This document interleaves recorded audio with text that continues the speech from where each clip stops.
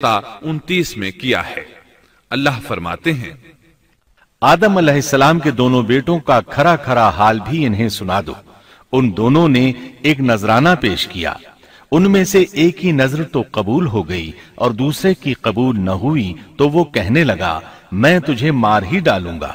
اس نے کہا اللہ تقوی والوں ہی کا عمل قبول کرتا ہے، گو تو میرے قتل کے لیے دسترازی کرے لیکن میں تیرے قتل کے لیے ہرگز اپنا ہاتھ نہیں بڑھاؤں گا۔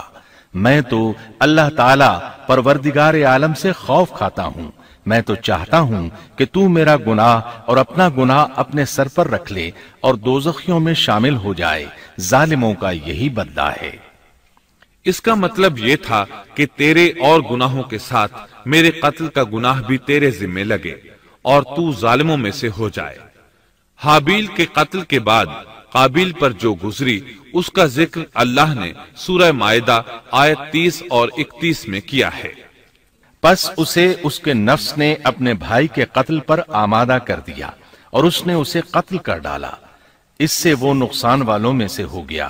پھر اللہ تعالیٰ نے ایک کوے کو بھیجا جو زمین کھود رہا تھا تاکہ اسے دکھائے کہ وہ کس طرح اپنے بھائی کی ناش کو چھپا سکتا ہے۔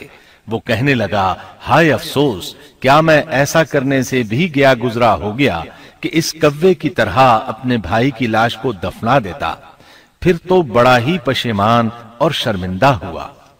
امام احمد، ترمذی اور ابو داود نے سیدنا سعد بن ابی وقاص رضی اللہ عنہ سے روایت کی ہے کہ انہوں نے سیدنا عثمان رضی اللہ عنہ کی شہادت کے فتنے کے وقت فرمایا میں گواہی دیتا ہوں کہ رسول اکرم صلی اللہ علیہ وسلم نے فرمایا تھا ایک بہت بڑا فتنہ رونما ہوگا، اس میں بیٹھنے والا کھڑے ہونے والے سے بہتر ہوگا اور کھڑا ہونے والا چلنے والے سے بہتر ہوگا اور چلنے والا دوڑنے والے سے بہتر ہوگا۔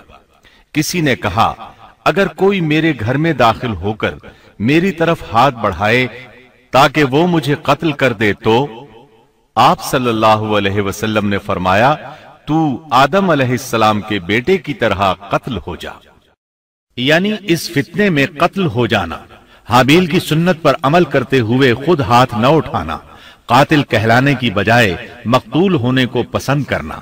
اسی طرح مسند احمد کی ایک روایت میں ہے رسول اللہ صلی اللہ علیہ وسلم نے فرمایا دنیا میں جب بھی کوئی ظلم سے قتل ہوتا ہے تو اس کا گناہ آدم علیہ السلام کے پہلے بیٹے قابیل کی گردن پر ضرور ہوتا ہے، اس لیے کہ وہ پہلا شخص ہے جس نے ظالمانہ قتل کی ابتدا کی اور یہ ناپاک طریقہ جاری کیا۔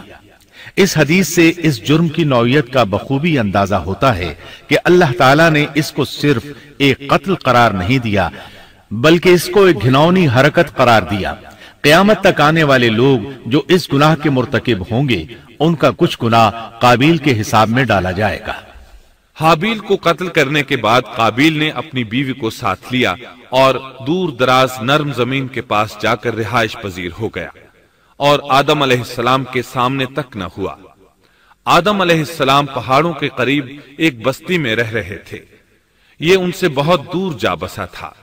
اس طرح قابیل کا آدم علیہ السلام سے رابطہ بالکل ختم ہو گیا اور اس سے ایک نئی نسل کی ابتدا ہوئی۔ فحاشی اور اریانی کو ان کے ہاں عروج حاصل تھا۔ عبادت یہ لوگ اگرچہ اللہ ہی کی کرتے تھے لیکن آدم علیہ السلام کی شریعت کے خلاف بے حیائی کے دل دادا تھے۔